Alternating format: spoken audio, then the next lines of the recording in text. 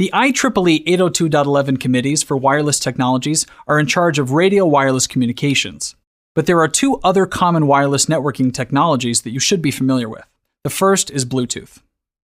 Bluetooth is defined in the 802.15 standard and uses radio waves in the 2.4 to 2.45 GHz range. Like infrared, Bluetooth devices are intended for short communications between devices. Depending on the implementation, you can have up to a maximum of 100 meters between devices. Because it uses radio signals instead of light rays, Bluetooth is not as heavily affected by obstacles between the sender and receiver. There are currently 4 specifications for Bluetooth. Bluetooth 1.0 transmits data at up to 1 megabit per second. Bluetooth 2.0 transmits up to 3 megabits per second. Bluetooth 3.0 and 4.0 both transmit data at up to 24 megabits per second. The actual data rate you get will probably be much less. For example, Bluetooth 2.0 data rates usually end up being around 2 megabits per second.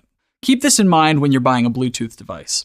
Sometimes you'll see actual transmission speeds listed in a product specification, while other times the theoretical maximum speed is listed instead, which you're unlikely to realize. Also, be aware that Bluetooth 3 and 4 do not actually use the Bluetooth link to achieve the faster data rates. Instead, the Bluetooth link is used to negotiate and establish the connection, but then the actual data transfer is done using a Wi-Fi link, or 802.11. Bluetooth devices set up what's called a personal area network, or PAN. A personal area network is kind of like an ad hoc wireless network.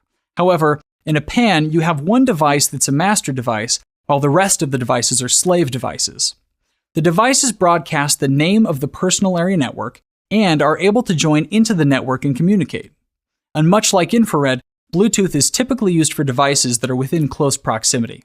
Many different types of Bluetooth devices are available, including mobile devices, such as phones and tablets, printers, speakers, headsets, game controllers, and so on. You can even connect 2 computer systems together using a Bluetooth link. Next, we need to look at near-field communications, or NFC. NFC is a wireless communications technology that works like radio frequency identification, or RFID technology, which you might be familiar with. NFC allows for communication between 2 devices that are really close together.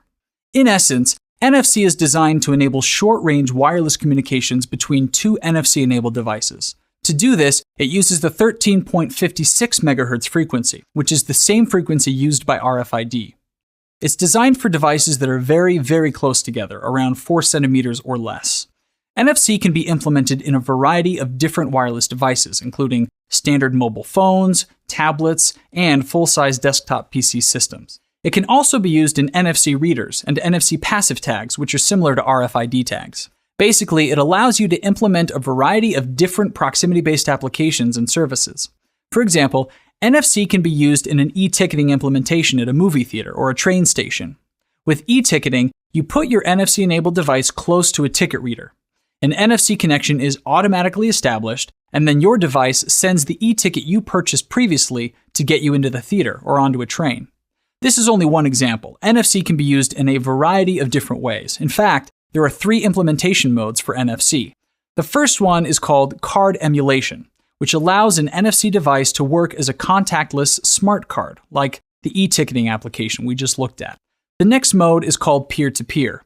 This allows 2 different NFC devices to establish an NFC link and exchange data by directly using half-duplex communications. The final NFC mode is reader-writer. This mode allows an active NFC device, like your mobile phone or tablet, to read information from a passive NFC device, like a tag. That's it for this lesson. In this lesson, we introduced you to several wireless networking technologies. First, we mentioned infrared.